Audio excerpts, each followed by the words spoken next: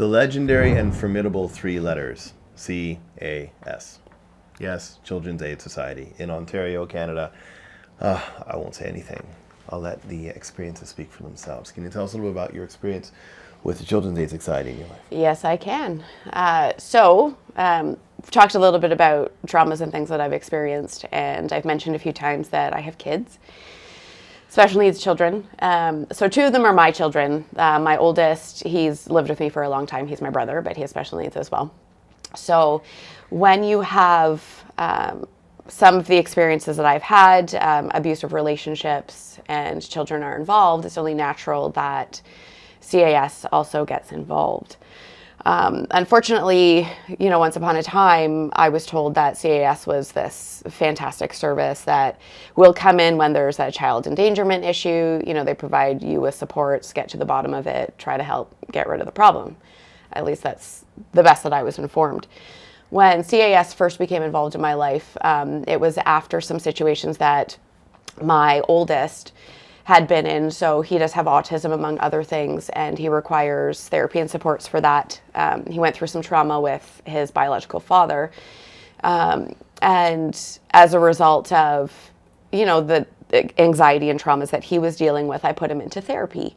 So our government services, not that I want to get all focused on that, but mental health services are terrible, and the wait lists are excruciating. And if you don't have a diagnosis, it takes even longer. So I was in a position where, my son needed help now, and I can't wait. So I put him in therapy, because that's what you're supposed to do, private therapy. And every professional will tell you that if there is potential or uttered risk of danger, that they have to call CAS. And so for me, having, removed myself from that relationship, you think you're doing a great job as a parent, you're taking care of them by yourself, you're getting them the help that they need. You're thinking, okay, well, I've removed the danger, so there shouldn't be a need for a phone call. That's why he's in therapy to begin with, so he can talk about the things that are affecting him, so he can learn to cope and get better. So during this time, he went through 4 different therapists, where just as he got to a point where he was comfortable with them, to start talking about the traumas that he had experienced and the things that he went through, so he could get some real help. The therapist had identified that, what he was saying indicated a danger to his safety. So they call CAS, and then CAS calls me.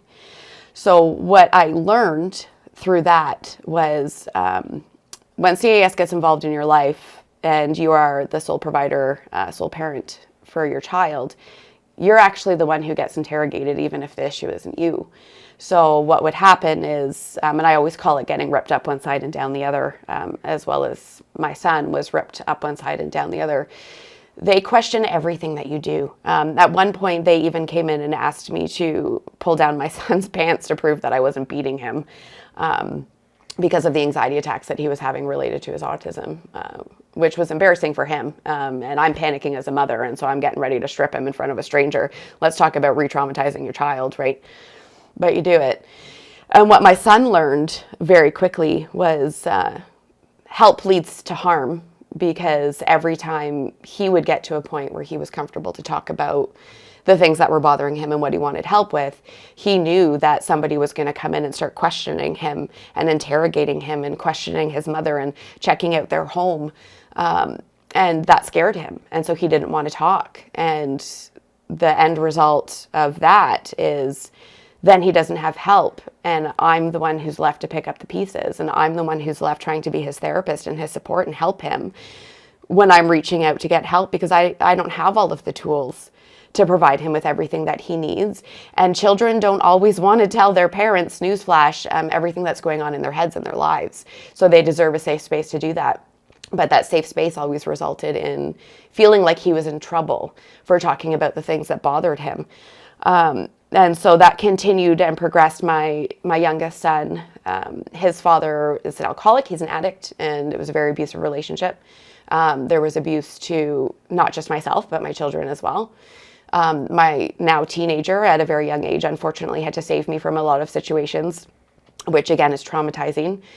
And it affects their mental health. And so when I was finally able to escape that relationship, you get your kids back in therapy because you need to rebuild, and they need to be okay. And so you put your kids back in therapy because that's what you're supposed to do.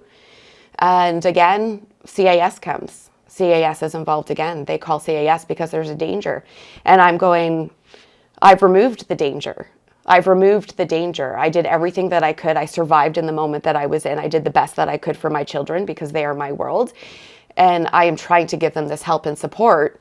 And it got to the point after the ending of my relationship with my youngest father, where when I would call the therapist to set up an appointment for them to start services, I would say, and listen, this is how many times CAS has been involved in my life. This has been in our experience. My son needs help. I am begging you, call me before you call them. Call me before you call them, because he needs help and somebody needs to help him. So he went through 2 more therapists, unfortunately, who made the call regardless. And, when you're talking about additional traumas, I'm, again, being traumatized and feeling like I'm a terrible mother because I was in a position that I was in, with the relationship that I had, and I subjected my children to that. It wasn't my choice and it wasn't my fault. And here I am trying to rebuild and make them better and bring everybody in because, people say it takes a village to support a child, but every member of the village that I've had so far doesn't want to be there. They don't want to help. They want you to do it on your own, but when you're doing it on your own, they're telling you you're doing a bad job and you're sitting here fighting. So most recently, CAS has been involved again in my life, and this time it was my call.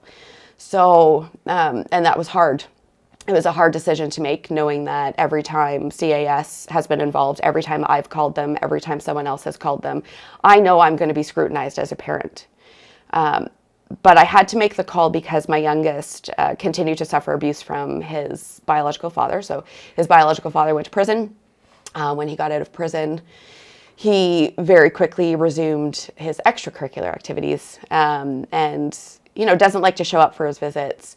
When he does show up for his visits, he's drunk. And I don't know if you're aware, but that's abuse too. And, it got to the point where, because my youngest son has autism and Tourette's and ADHD, so he's a very special boy. He's also very gifted. He is magical and is going to do great things in this world, but he struggles. He really struggles in this world. He's in a lot of programs and supports that I've worked really hard to put him in because he's at an age where he understands his disabilities. I involve him in every decision that I make. So when there's a service and support that can help him learn to survive in the world that we have, because the world is not built for special needs kids at all, he gets to participate in that. And so he chooses every part of his life. I homeschool him. Even when I was working full-time, I was homeschooling him full-time. So his father decided to continue the abuse and attack his special needs by telling him directly that he's not normal, that he shouldn't be participating in any of these supports, which are the only reason he functions well, and attacking everything that he knows. And so my son, despite his special needs, understood that his dad's message was he was not normal, because his dad said to him, you need to be normal. This is not normal. The things that you're doing are not normal. And so he fell apart and he cried, and I had to try to figure out how to help him and support him while he was falling apart, while also keeping in the back of my mind that I've done my very best to not damage the relationships that my children have with their fathers. They can make their own decision. I will never speak a bad word, but I won't make excuses for them either. So to try to stay in this unbiased position and support him. And my youngest son, as part of his autism, this was the heaviest and hardest hitting home part for me and why I called. He does not tolerate physical touch at all. I can't even remember the last time I was able to hold him in my arms, let alone hold his hand, because he just doesn't tolerate it. And in this moment when he was falling apart, because he felt like he was worthless, he asked me to hug him, and he pushed himself past this not being able to tolerate this physical touch because he needed to be put back together, and I held him. And I could not believe that I was able to have that. And it was like, this is wrong. This is wrong. So you take a step back and you look and you go, what do you do? How do you make this stop? Because I've done everything right. I went through court. I followed our court papers. I try to supervise his access. I try to give them a relationship because he deserves to have a relationship with his father, regardless of what human he is. But I also need to protect my son. But history says when I protect my children, I'm the one who's told that I'm a bad person. But when I don't protect my children, I'm a bad person. So like, how do you not be the bad person? So I made the call. I called CAS and I reported his abuse. And then they started asking questions like they always do. How much support do you have in your life? And all of these things. And it's always a big joke because they tell you need more support, but they have no answers to getting you more support. And so then they said, this is not right. And this is abuse. And we're going to talk to him. They say, we're going to figure this out and we're going to help you. Because I said, my next thing is cutting off all access. I need to protect my son. But my court papers specify I am required to allow them their visitation. So I need somebody to help me. Because the only other option is to fight with a lawyer, and I do not have the money for that. So what do you do? So anyway, CAS said, okay, we're going to investigate. We're going to get on this. A week and a half later, they finally decide they're going to call him. So a week and a half after being informed that a child is being abused by their parent, they called him. And then they called me after they spoke to him on the phone. And, the positive side of this, I'm going to start right there, is they didn't rip me apart this time, which was nice. But what they decided was because his father apologized for his abuse, that they were optimistic about how things were going to go. And they closed his case. They didn't even visit. They didn't even come to watch them interact. They didn't come talk to my son. They didn't ask did he make his last visit, which he did not. They didn't ask anything. They said, he apologized for abusing your son. So we are optimistic. So we're gonna close your case.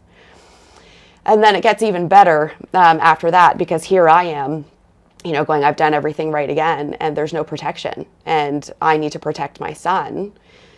But if I remove all access against our court papers, I can be held in contempt. I will be looked at like the horrible person for preventing their relationship, even though it's to save him. So during this time, we talked about before, I was going through some trauma. And a couple of days after they were very optimistic about his apology, they said he was going to call me that day to apologize to me for abusing my son, which he didn't do. And on the Friday, I was in a really bad place with my PTSD.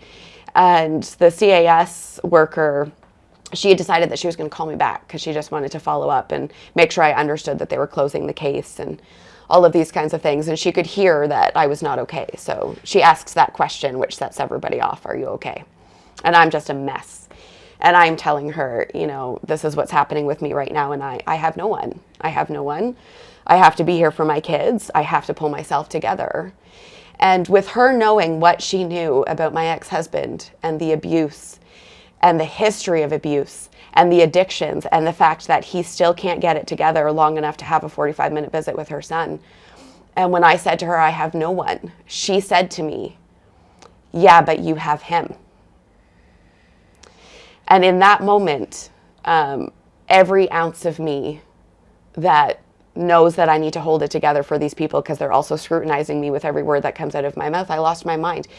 How can you tell me that the person who is abusing my son and has abused my son over and over and abused me and continues to choose alcohol and addictions over his child is the one that I'm supposed to be calling for support right now? What service are you providing? That shouldn't be your answer. Go back to your abuser. Bring your child abuser into your home with your children. This is the support that we get. And so, it makes you sit and reflect and go, you got to do what you have to do at the end of the day. And one of the things that I've always taught my children is we have a 3-strike rule when you're dealing with bullies in the world, which is first you use your words, then you tell the teacher, and then you fight back. Because history says there's not always somebody there to save you. In fact, there's pretty much never anyone there to save you. But society requires us to follow these perfect little rules of how to handle our situations because we don't want to hurt people's feelings, and we need to follow the rules of school boards and all of this stuff. So I've always done that with my kids, and I said, you know, if you follow these rules, you use your words, you tell the teacher, and then you fight back, I will stand behind you every time. You do what you have to do to protect yourself and save yourself, because that's what our world has taught us. And so now I'm sitting in this situation where the agency who is supposed to help me protect my son wants me to run to him to support my children, even though they know that he's an abuser. And I'm not going to do that. So now I need to fight back because I've used my words and I've told my teacher, which is all of these government agencies who pretend to care at all. And nobody's there. So you have to fight back. So now I'm in a position where I have to do what I have to do to make sure my son is safe, even though the law isn't going to like it. You know, and you have to live with that. We can't say that on camera, can we? Yet there's no one breaking anyone's legs or anything. No, soon. But what I mean is, you know, when you have this court document that's saying you are obligated to bring this alcoholic abuser into your home, and so he can have a relationship with your son, and he can't even manage that, and he's continued this abuse and this support system in our system that is supposed to stand behind you and say, okay, this is what you do next. This is how we're going to help you make sure your kid is safe. But instead, they're not helping you make sure your kid is safe. So now I have to make a decision about what is more harmful and what is more helpful. Am I going to violate this court order and prevent this relationship with my son and his father to make sure that he's safe, even though I know that the outside world decides that I'm a bad person because I'm cutting off their relationship? How dare you? Like, how dare you not let the father be involved with his son? Because that's what the outside world sees. And even this CAS organization, because he apologized. And it was funny because when we finally heard from him a week later, because he again no-showed for his next visit, no contact, which also is abuse, just so you know, when your kid is sitting there waiting for his father to show up, and you know his father doesn't show up, and he's traumatized by the fact that once upon a time when his father didn't show up, it was because he was drunk and ended up in the hospital with spine injury and hurt all of these other people. So that's where he goes every time. And so he's sitting there waiting and waiting for him to show up, and he doesn't show up. And then a few days later, we finally get a drunken phone call from him, and he says to me that he was so anxious after talking to CAS that he decided to go meditate in a forest for 6 days. So that's why he didn't see his son, because he was so anxious about being called out on his abuse that he went to a forest to meditate and then came back and got drunk before calling his son. And I'm sitting here picking up the pieces. I'm the one who has to make everything okay and hold him when he cries and try to convince this beautiful being that he is normal. He is so normal. He has gifts. And everybody, there's so many people who are different in this world, and this world is just not built for the people that we have. And so we need programs and services and supports to learn to cope. Everybody does. You are normal and you are beautiful. And I'm having to do all of this repair and all of this repair. And he's just going to go hide from it in a forest and come back and think it's okay because CAS told him it's okay because you apologized, you know? So in all your experiences, words of wisdom or knowledge you can share? Yeah, so it's a tough one, and some people are going to like it and some people aren't. But at the end of the day, especially when it comes to your kids, but also when it comes to your own survival, you need to remember that really you're the only person who can save yourself. And you need to be careful about who you're reaching out to for help and support, because there is help and support out there. But you really have to look for the good ones. You need to take your time, and you need to do what you have to do to protect your children. And you do it right, and you reach out and you get all of the support that you can, but you need to not be afraid to stand up for what you know is right for your kids, because they can't do it for themselves. And if we can teach them anything, it's that you can be resilient and strong, the words that I love and hate all the time. You can get through the things that are tough in your life, and here's an appropriate way to do it. You're not walking out into the world and throwing punches. You're going to think critically about what's going on in your life. You're going to reach out to people. You're going to build your network and be careful about who is in your circle. And at the end of the day, you're going to stand up. If you believe in what you believe in and you need what you need, you stand up and you fight for that and you take it. Yeah. Thank you. You're welcome.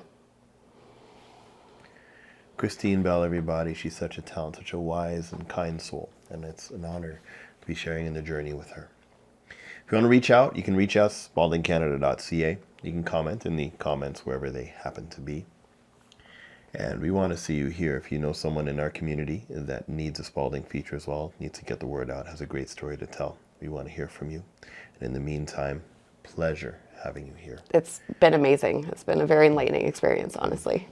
Thank you. Thank you for being so transparent. Thank you. Okay. We'll catch you at the next show. Looking forward to it. I'm Damien Spaulding. We'll see you soon.